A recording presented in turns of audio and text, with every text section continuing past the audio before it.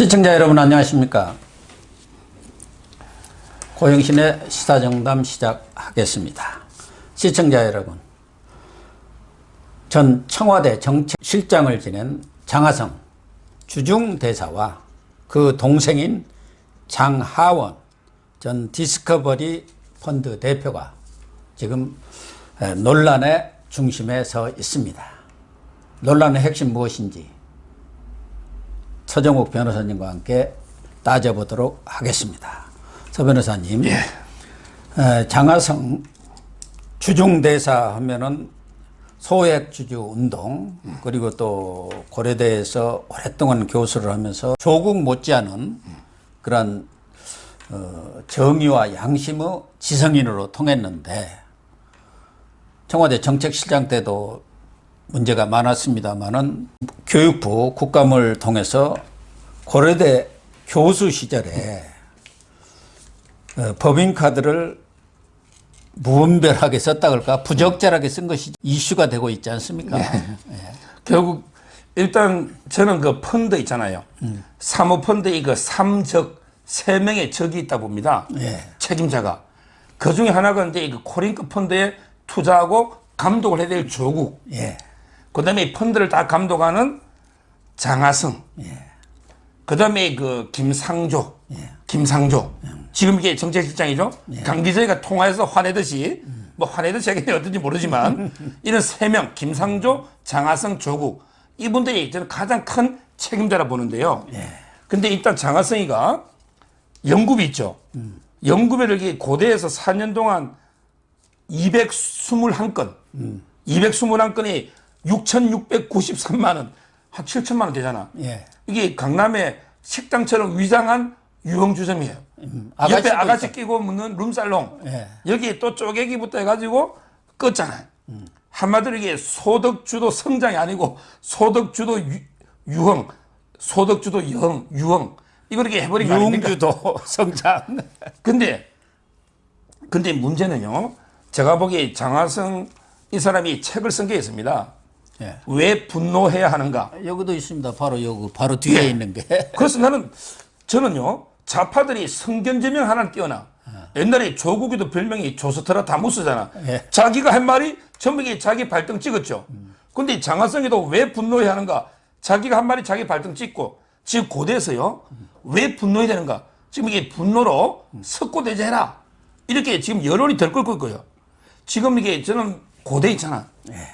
옛날에 우리 고대뿐만 아니라 대학 나오려면 우골탑이라고 하잖아요.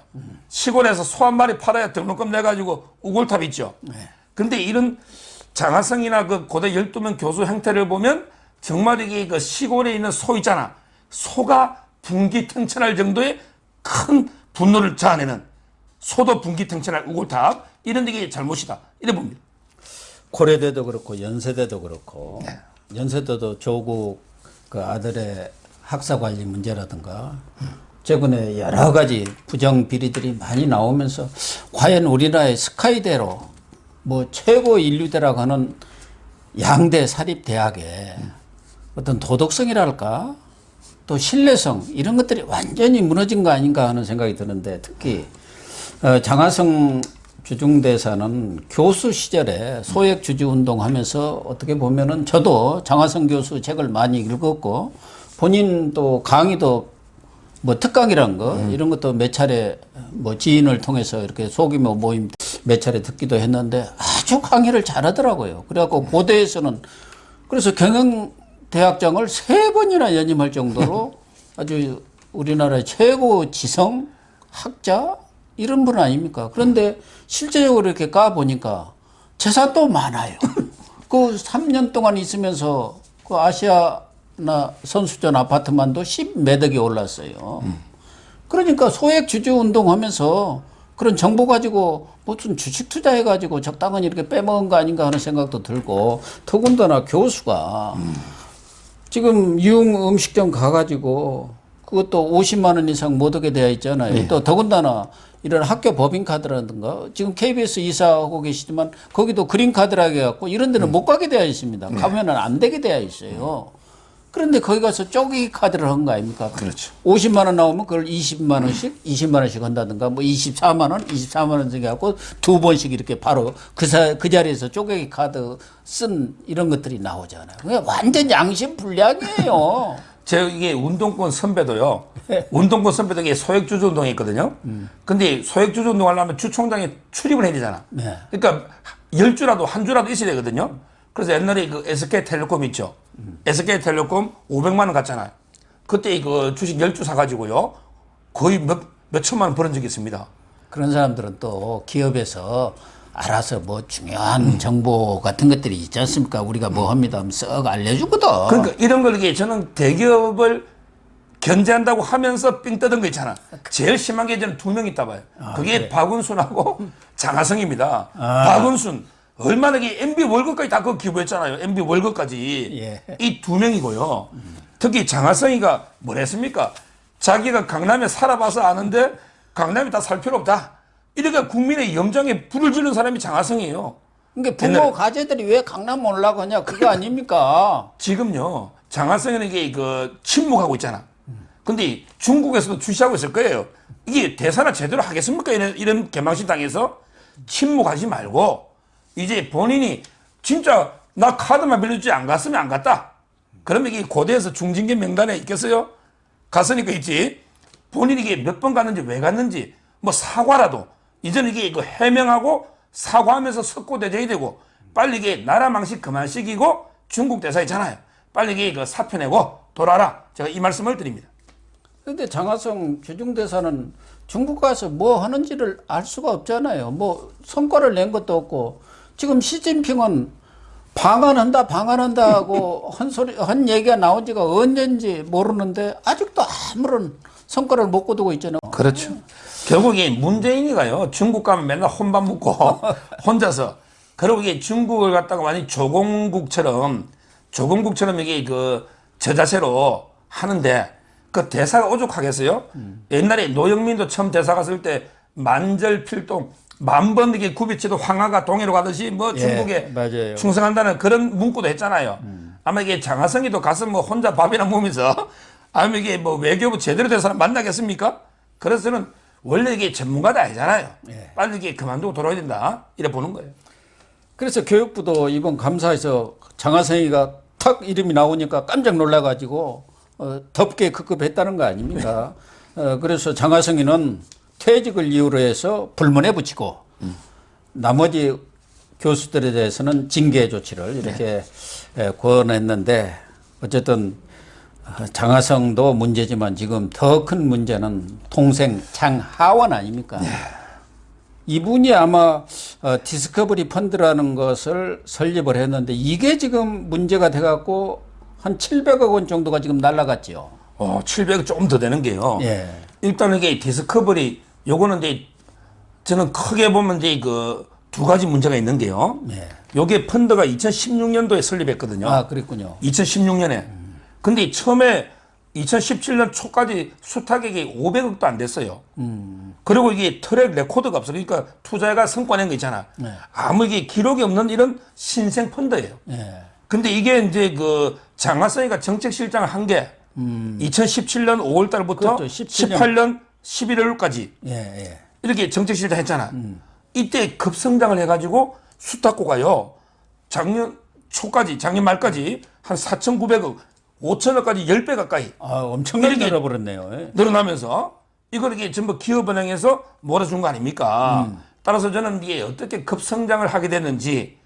근데 여기에 과연 이게 장하성의 도움 없이 이걸 우리 형님 찬스라 가지고 형님 찬스 없이 그러네. 과연 이게 이렇게 10배 이렇게 키울 수 있는가? 이게 첫째 의혹이고요. 그다음에 두 번째요. 이게 이제 그 미국에 많이 투자를 했거든요. 예. 근데 미국의 그 핀테크 채권에 투자는 한 3,600 투자했다가 거기에서 터진 게 700억, 695억이에요. 아, 그다음에 부동산 선순위 채권 투자한다고 또 거짓말 후순위 해놨고 요것도 이게 터지 3,180억 해가지고 한 219억 터졌어요. 이 말이 이게 합치면 한 900억, 1,000억 가까이 되는. 이 말은 이제 그 옵티머스 라임이 1등이죠. 1조 6조 라임. 그다음에 옵티머스가 터진 거는 4등이에요. 외국계 2개 있고. 그게 한 1,000억이니까 야 옵티머스 라임에 비하면 조족 지열이네. 이래가 묻혀 있는데요.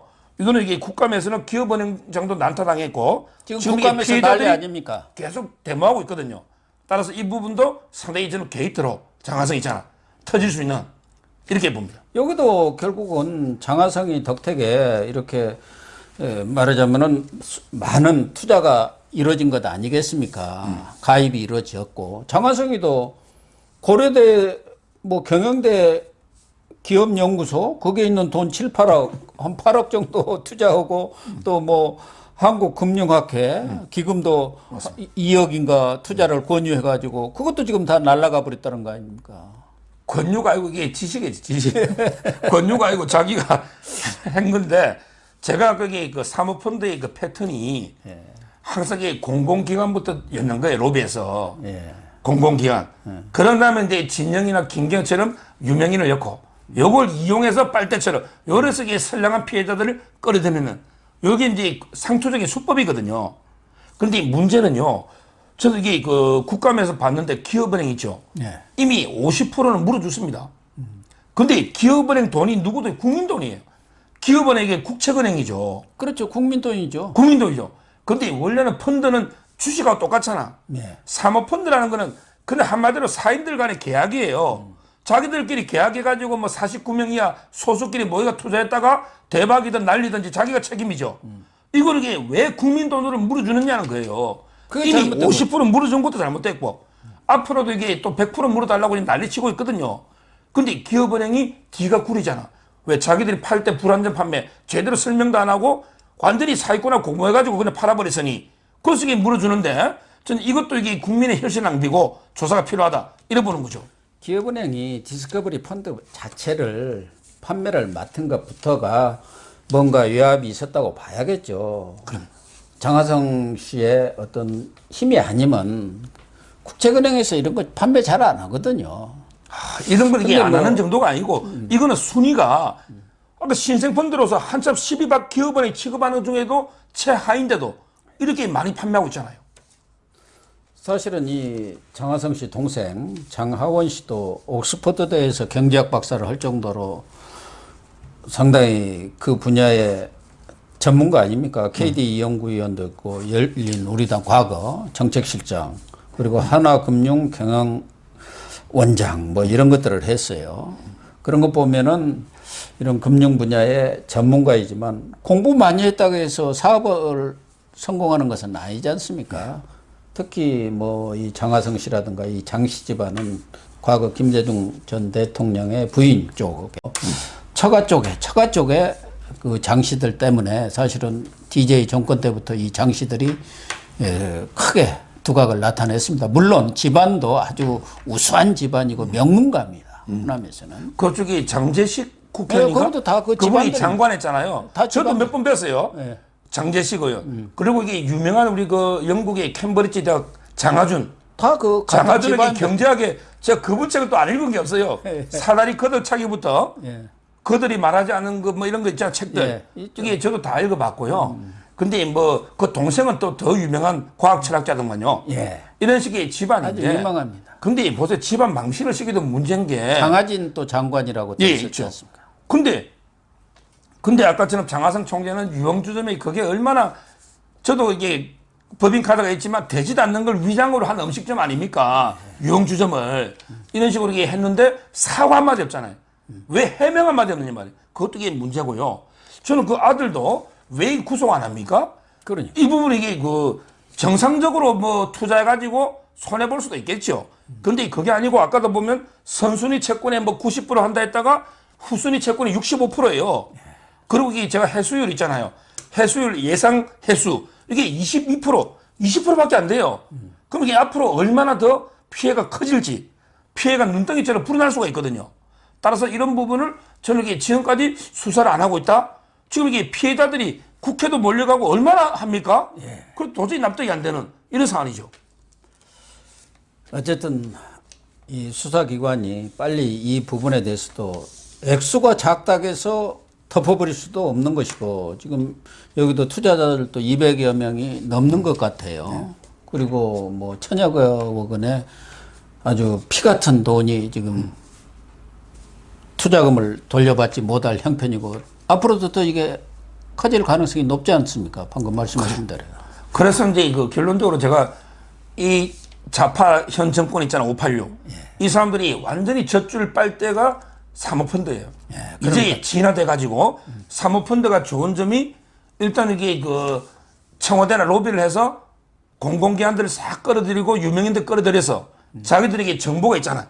정보를 해가지고 대박 터트리면 좋고 대박이 아니더라도 이게 얼마든지 또 보상해주고 나중에 물어주니까 이걸 해물라고 다 했던 게 조국이가 어떻게 보면 이게 현금 10억 5천 가족 펀드.